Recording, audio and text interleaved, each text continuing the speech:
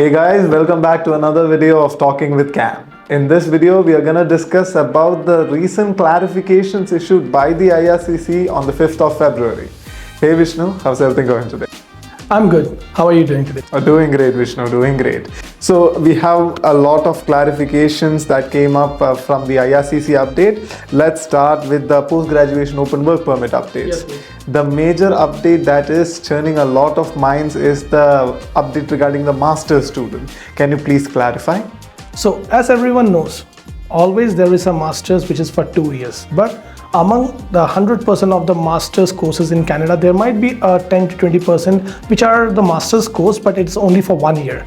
This new regulation is specifically for that 10 to 20% of the colleges or the courses which only is for 1 year.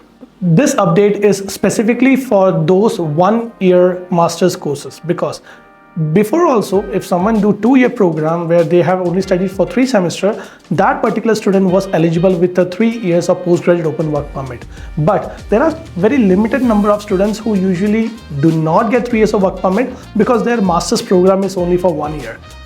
Now, even if someone do the master's with 1 year course, that particular individual is qualified to attain 3 years of postgraduate open work permit. This is a very significant change in the immigration when it comes to a postgraduate open work permit. Significant change it is, and hope that information settles the conversation regarding the master's programs. And second thing is regarding the public-private colleges again. This is another controversial topic, and there are a lot of students who are currently completely confused due to the recent update. At the point of announcement, the Honourable Minister had mentioned that the students starting from the 1st of September will no longer be eligible for a work permit, given that if they are studying in a public-private model institution. But in the new recent clarification, that date is nowhere to be seen. Is this concerning? Yes, like we have already discussed in the previous videos also. If anyone studying and anyone knowing that they are going to study in a public-private model institutes, kindly try to avoid such institutes, because now no one knows how the work permit application will be processed after 1 to 2 years. So if an individual or a candidate already hold a LOA for a May intake or September intake, or even before September 1st intake, I would say try to change your college and ask for the refund from a public-private institute, just to make yourself more safe. You don't want it to be taking that risk where after studying for 1 or 2 years, investing your time, money and efforts, you are disappointed with no work permit.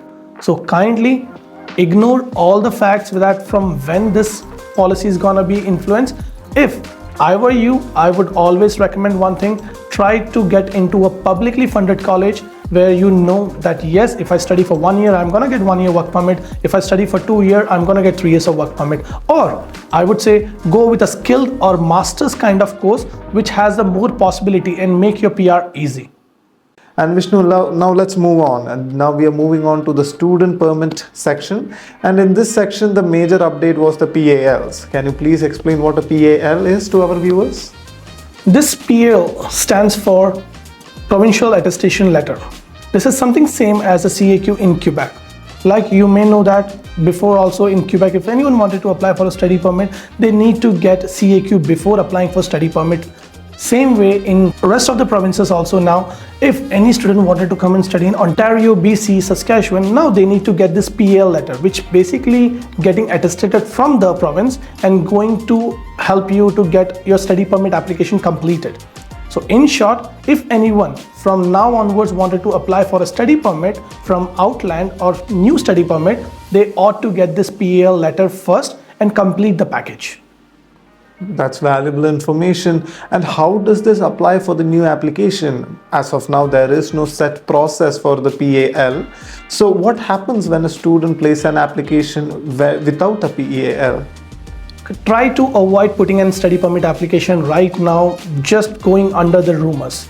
Anyone who apply for an application as of today without having a PAL is going to get a refusal.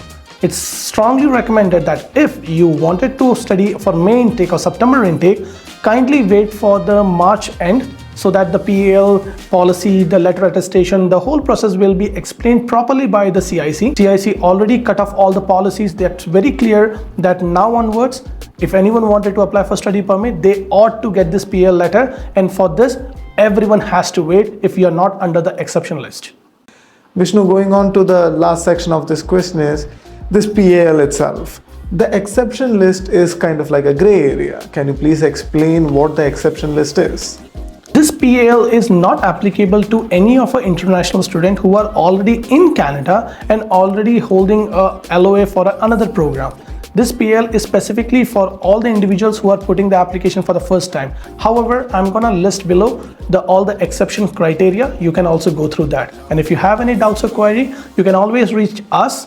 You can reach the CIC or reach your respective college for the more information before you put your application in. Try to avoid refusal because of the silly mistakes.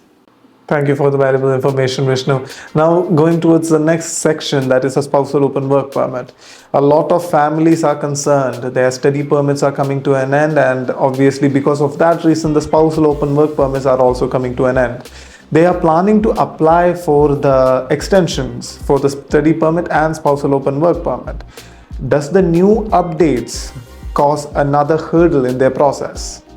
These new policies are only applicable for the first time applications. So that means if someone is applying for first time for spousal open work permit, first time for study permit, those are the applicants who are getting influenced with this policy. However, if someone is already in Canada on a study permit, on a spousal open work permit, and they would like to extend their visas or permit, they don't need to follow and they don't need to come under this new policy. In short, they can still able to apply for their extension, even it is a study or work permit as usual, without falling under this PAL or the college or any other regulation which is newly implemented. So Vishnu, the first question is a follow-up to the spousal open work permit extension. So we have a wife and a husband inside Canada. They came on like a study permit plus a spousal open work permit. Their permits are about to end on the 10th of February. The wife have successfully received an LOA from Conestoga College. Now they are planning to apply for their extension. What all things should they look out for? It's very simple, very straightforward, and it's an old tradition kind of application where the applicant particularly just need to apply for a study permit extension as it was before.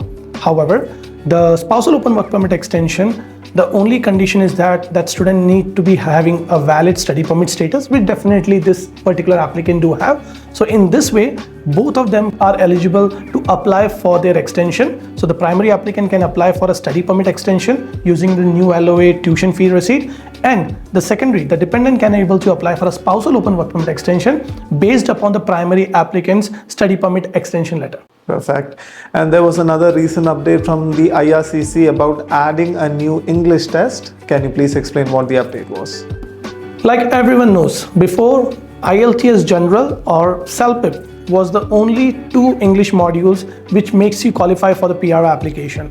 But now recently, this PTE, which stands for Pearson Test of English. So in short, now onwards, if anyone do IELTS General, SOWP or this PTE exam, any of the one module, English module, if the person conduct and have a good score, that individual can take that particular score to attain the PR in Express Entry, PNP or any other like a PR pathways. Okay, and the last update that was issued by the IRCC was regarding the study permit extension. Even though this is a minor update, can you please clarify to the viewers? One of the significant changes which recently came was about the study permit extension application, that from 30th January 2024, a new IMM form is released. So if anyone is applying for a study permit extension, kindly look into the updated IMM form and put your complete application. Thank you again guys for joining us on this video. For more videos such as these, please feel free to subscribe to our channel and follow our social media handles.